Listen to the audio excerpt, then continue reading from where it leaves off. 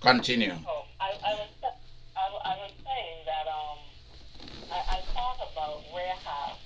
Hmm. I kept thinking about her and how clever she was. Good. In that she knew the um the ins and outs of this place. She Mhm. knew that she sent the guys who were looking for the spies out the gate because she knew that the gate was going to be closed behind them. It seems as though once you go out, once you're out, you're out. And she knew that they were going to be gone for a specific period of time. And that would have given her enough time to make her negotiations with the spies. But then she also knew when they would come back. And when the spies left her place, she was able to tell them how long to stay in hiding until these people come back.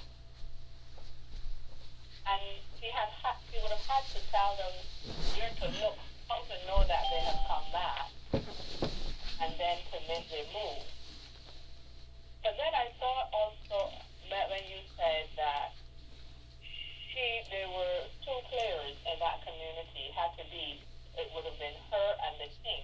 Yep. And I thought, well, the king, he probably himself used to go to her for advice, you know. He probably didn't make any moves without discussing it with her. Wow. That's true. That is that is that is I like when you pour your imagination into stuff. I just love it. I just love it. It's amazing. Yep.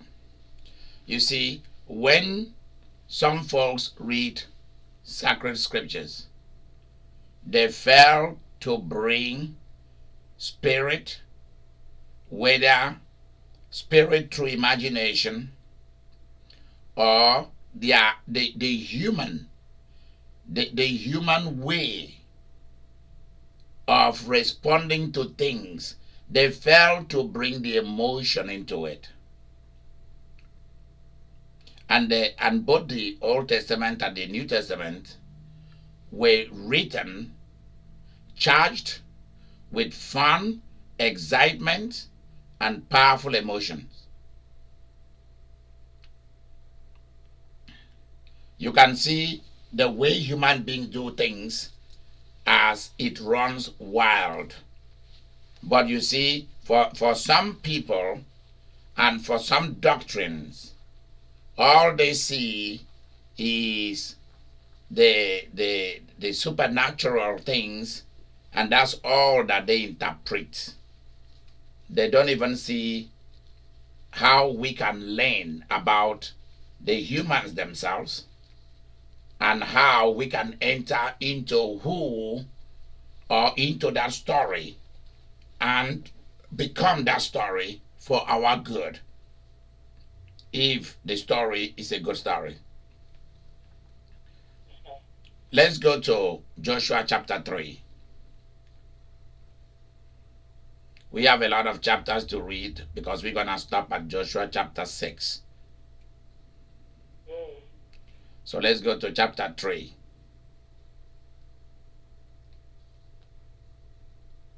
Joshua chapter 3, we begin with verse 1. Okay? And Joshua rose early in the morning, and they removed from Shittim and came to Jordan. Okay, so Each now all the now children of Israel. now this is what I'm going to share with you. From now on till chapter 6. Now listen to this. We don't know how long it took them. The spies are back. They reported to Joshua everything that they've observed, and they brought a good report. There's something that I want to point out to you, and I want you to take it very seriously. Before we proceed with this reading, Samantha, I want you to know exactly where you are because it's something that I have to point out to everybody. Okay. If you don't get this, get it this one time because this is going to save your life. This is survival. Nancy, are you on the line?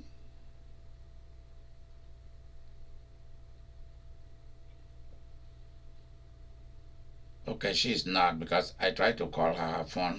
Her phone was not responding. All right, let's continue here. If you don't get this, please get it. I'm not asking you to have a mighty faith that can move mountains, even though I know that you can. And I know that you have it. But this one time, I want you to hear me out.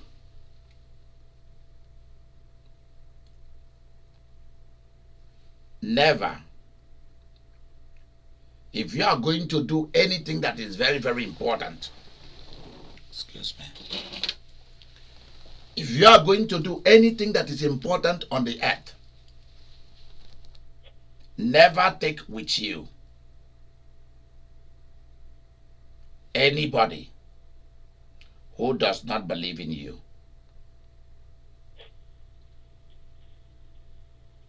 What did I just say? Let everybody repeat that. Everybody should repeat that to yourself. If you're going to do anything on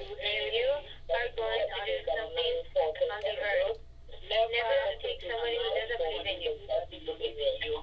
There you go. Never, never. I don't care how much the person says, I love you, I care about you. Never take never take anybody on the journey. Whether you are making arrangement to buy houses, whether you are going to get a big loan for a big project, and these are real things, and you want to go into partnership with that bank,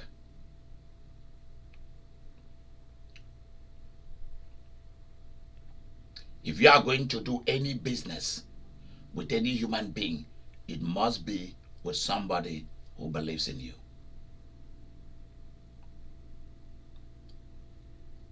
If you are going to the hospital because you are sick, never go with somebody who on the way is telling you, what about if you should die?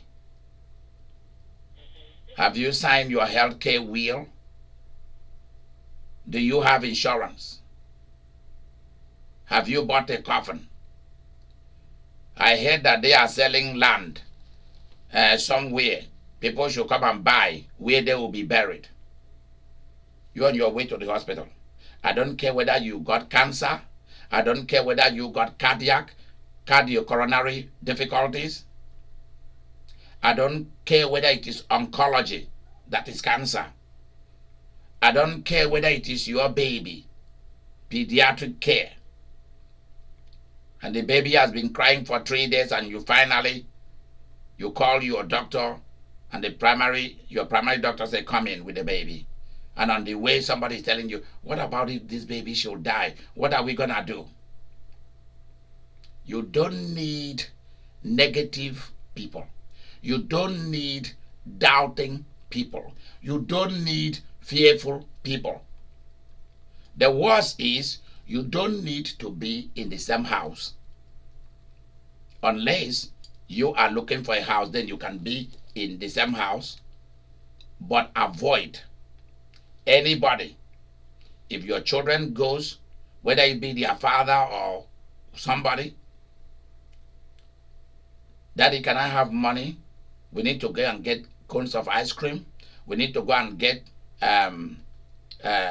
ice cream that can last us for a week. The whole jar thing from Sam's Club or from Walmart or from DQ, Dairy Queen or somewhere. Where do I get the money from? Should I go and steal? Daddy, I need my sneakers is broke. I need a new sneakers. In fact, I need two. I do not need just to be having one. I've been wearing this one until it's broke. I just repaired my car. Where do I get money to go and buy you a sneaker? Eh? So I should not keep money in this house.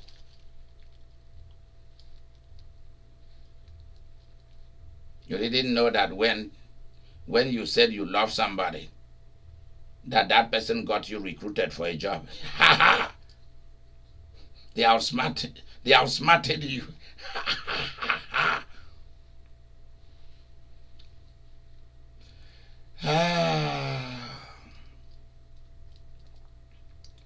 When you light up, you sign up.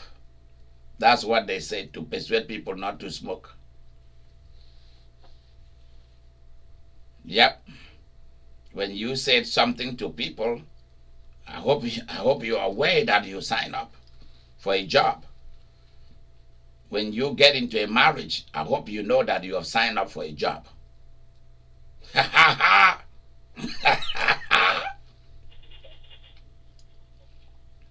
Yep. Never send somebody to do something for you who does not believe in you and who does not believe in what you are going to do, that it will prosper.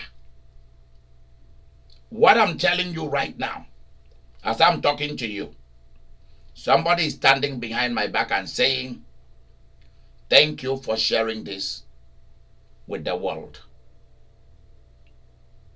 Because this is not about faith.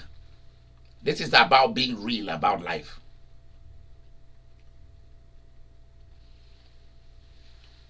You are going to buy a house. Never go with people who want to talk you out of it.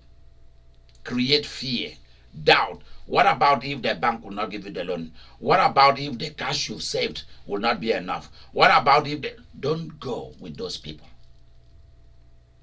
Anybody who is negative, doubtful, fearful, doesn't believe in you, please leave them alone. Anybody whom when you come for money, they give you a story. They're already charging at you like a lion. Where do I go and get the money? Huh? So I should not keep money. I'm paying for this, I'm paying for this, I'm paying for this, I'm paying for this. How much is a sneaker? How much is a common Nike? And the other high brand quality.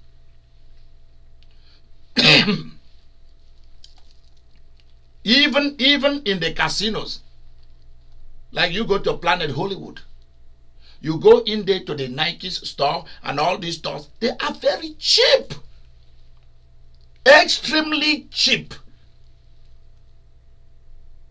That's why of all the casinos in Las Vegas, the one that you go to, Geneva taught me that. He said, you'll go to some casinos, you just see people walking about from store to store and all of that. How you know where they are buying things is you see people carrying bags and walking out. That's what she taught me, and she was right. It's in Planet Hollywood that you see a lot of shopping happening. People are constantly buying things, and the reason is they are cheap, but they are brand name, but they are pretty cheap. How much is a Nike? How much is the name brand? $20. Highest shoes there is like $50, and those are the top of the line. And you can bargain with them and they will bring the price down. At Planet Hollywood, very cheap. Cheaper than you're going to the mall. In some of the stores there, not all the stores. And you don't have $20. You don't have $100. You don't have $50 to get your son or daughter a pair of sneakers or two. Shame on you.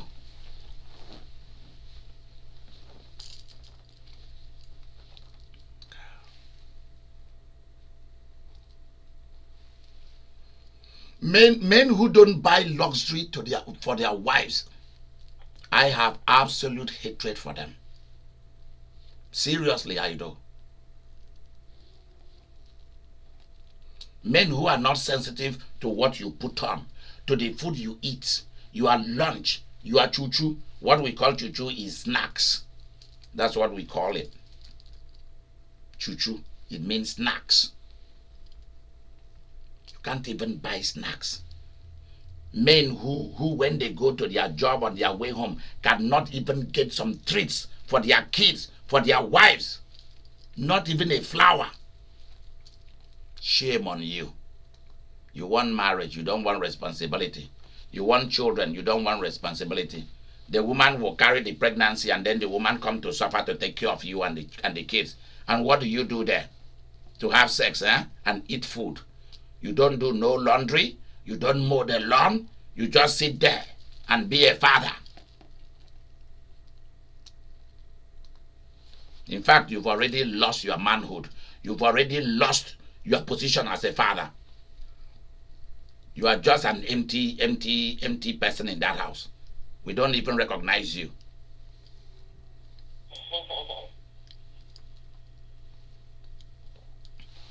You make promises to them. You can't even fulfill it. And you think they will forgive you.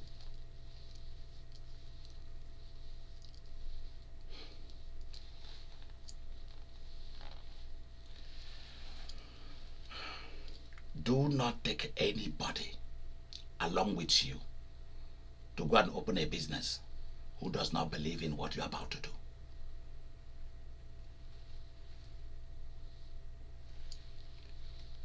Don't ever try that. I don't care whether it's your mother or your father or your siblings or your blood relatives. Don't take any of them on a journey that they don't believe in you.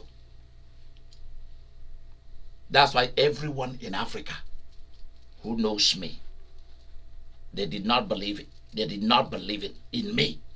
They didn't believe in my God. They didn't believe that I can be in a white man's country. I can be in the Western world and do what I used to do and do it better. They are all shocked. For them, it looks like magic. They didn't believe it. And they can't understand it. And never try to help people who don't believe in you and who don't believe in what you stand for.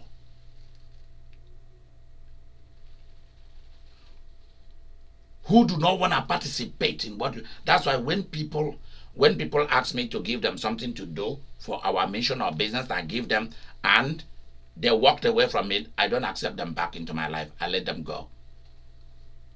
Because I know they came for money or they came for other things. I can't depend on them. If I cannot depend on you, I don't need you. Because you don't have anything that I want.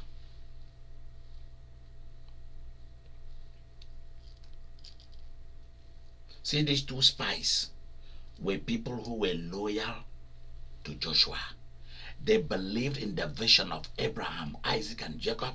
They believed in the vision of Moses. They now believe in the vision and anointing of Joshua. He sent them. They came back with good report. You need people who will excite you, fun-loving people, people who will advise you, give you quality advice, not people who, any human being who come into your life to judge you, angry with you, criticize you, have nothing to do with them. Because they will destroy your vision. They will destroy your business. And they will destroy you.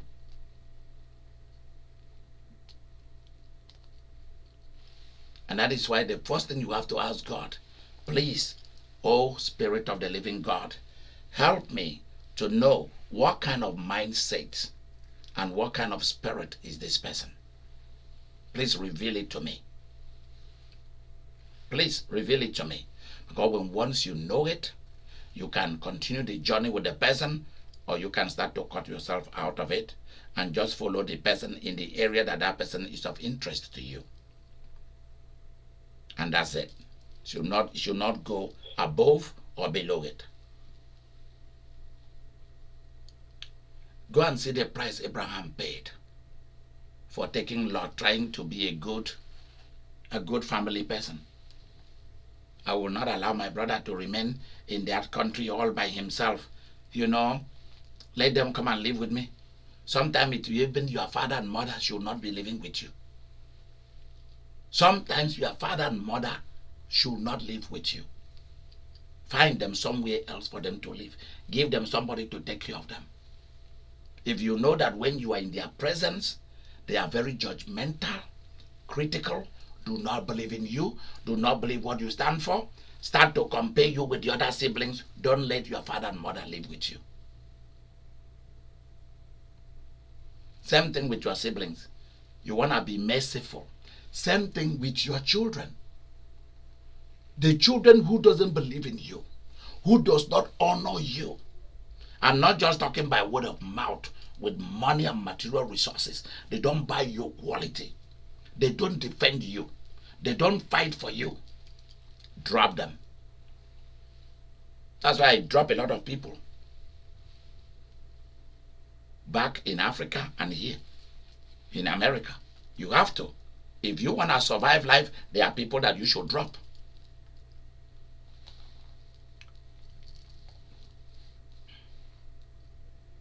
I had somebody who is very close to me who should have been fighting for me on a phone call. She thought that after I finished talking with her and I said goodbye, I'll call you back, she thought that I've hung up. She doesn't know that I'm not like that. I didn't hang up. And then I heard her talking with another woman and say, oh, the Archbishop, the Reverend, just forget about him. I said, really? I was listening and I heard what she was saying about me.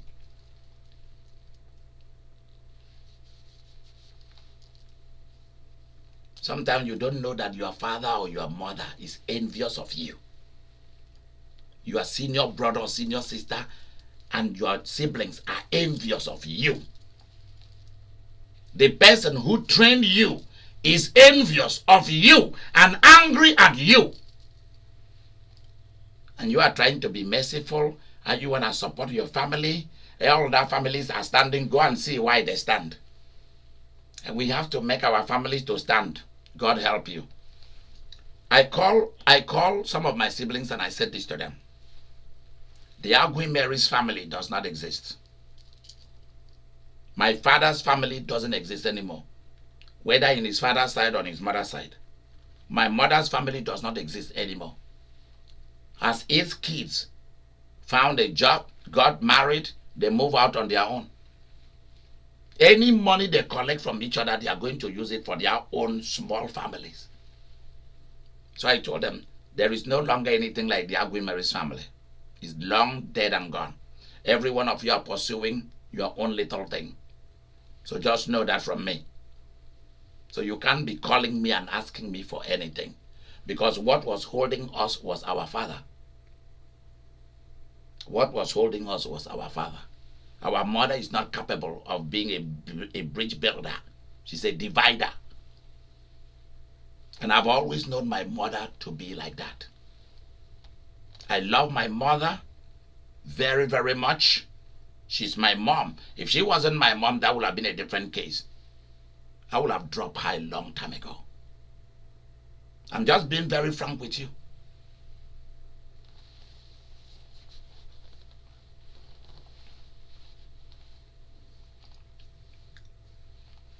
Any of your parents that cannot fight for you before outsiders, drop them. Your emotions should not go there because they will destroy you. I've seen people who send money to their mother and their father, their brothers and sisters, buy land for me, build a house for me, and they sent millions of dollars over the years. And they did not build nothing.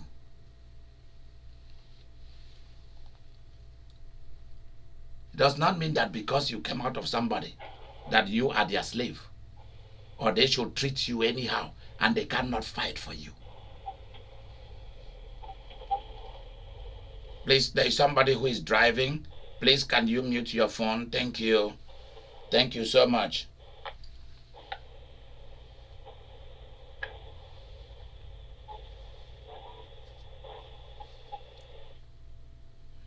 Okay.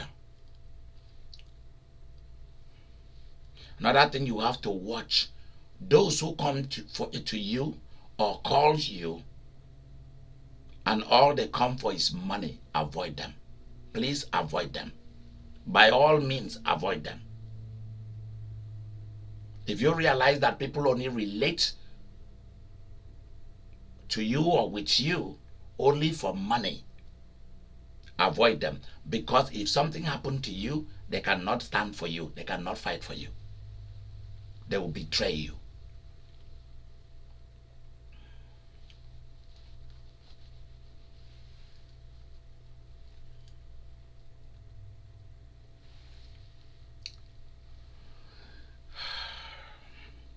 Now Joshua has peace of mind. He can now move on.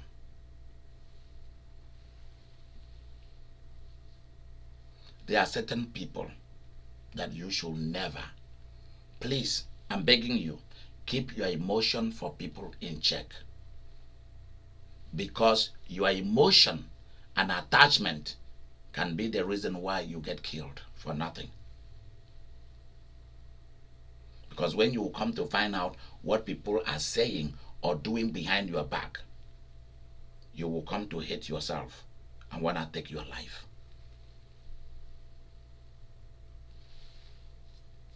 Every human being are no good. There is a lot of wicked and bad people who are not able to measure up to your height, and so they are angry at you. They are angry that you were able to achieve what they were not able to achieve. You were able to go to where they are not able to go. They were not able to go even when they had the opportunity.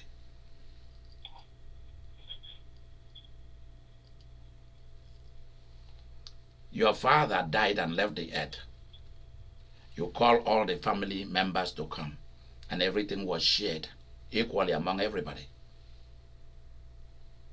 And when your cousin or your nephew's father died, too, they didn't invite you, but they came and shared your father's wealth. But when their own passed away, they didn't call you. They didn't even invite you to the funeral. Being smart. And now the house that they didn't want you to be part of the house so as not to collect rent, so that you don't get the rent money. And now the house began to fall apart and the renters have all fled.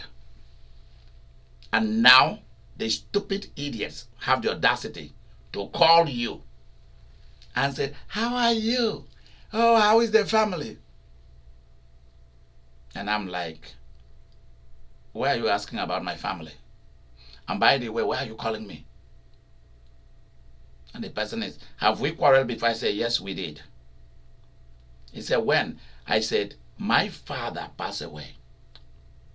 Your father and you, and all your siblings, and all your family came and shared the wealth of my father.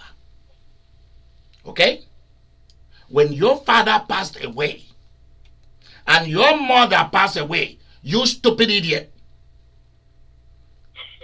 did you call me? Did you even tell me that your father died? I am named. I'm the first man on the earth to be named after your useless father. And you, did you call me? He was quiet. He said, oh, that happened a long time ago. You still remember those kind of things? I said, seriously? You thought that because I live in America, that I'll forget what you guys did? And I told him before he started telling me, I said, listen, I know why you're calling me. I'm spirit. You are not. So let me tell you why you're calling me. Your daughter now is in the university. You need money because she has dropped out. Number one. Number two, you're broke. Your car broke down. You are no longer a taxi driver. You don't have no car. He said, who told you? I said, because I've been following your butt. If I want to.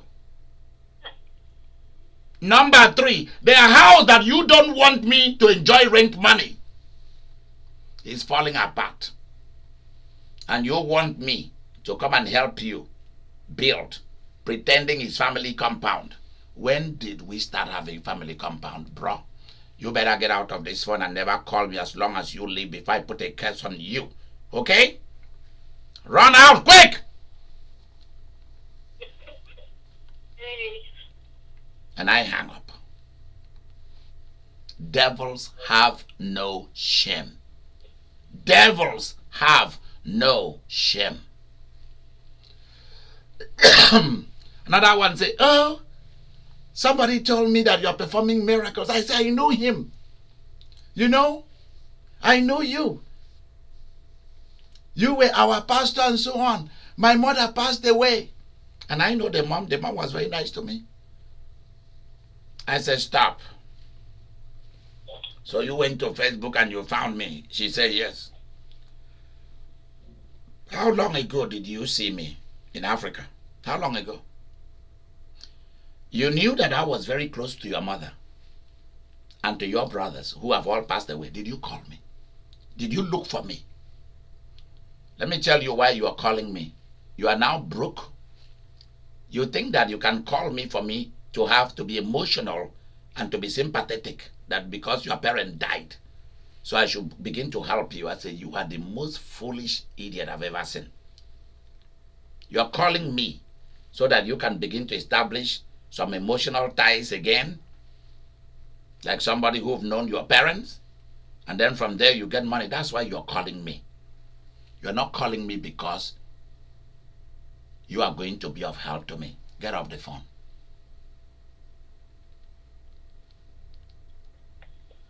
You have to become somebody that is extraordinarily tough, very detached. The first rule that I learned about being a priest is to be detached from people when I need to be attached slightly when I need to. That's why when people pass away, your emotion is not there. You are not attached. And that's the same thing that I teach medical students. You guys did not know that I teach medical students. Those who are already in medical school, they send them to me to teach them. Teach them not to be attached to patients. Doesn't matter how much the patients like them and their family, don't be attached.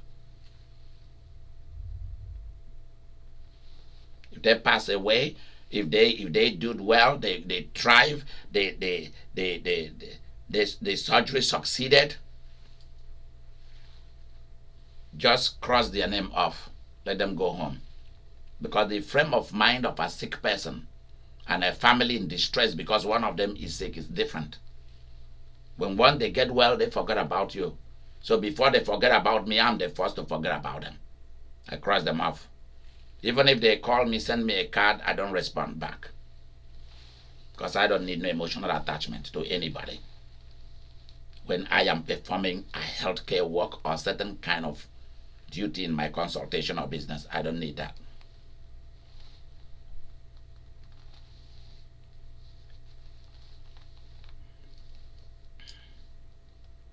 Who are the people that you should surround yourself with? Should be people who are willing to accept you, willing to accept the changes you've made for good, willing to help you, knowing that the future, you are there in the future for them, and they are there in today and tomorrow for you.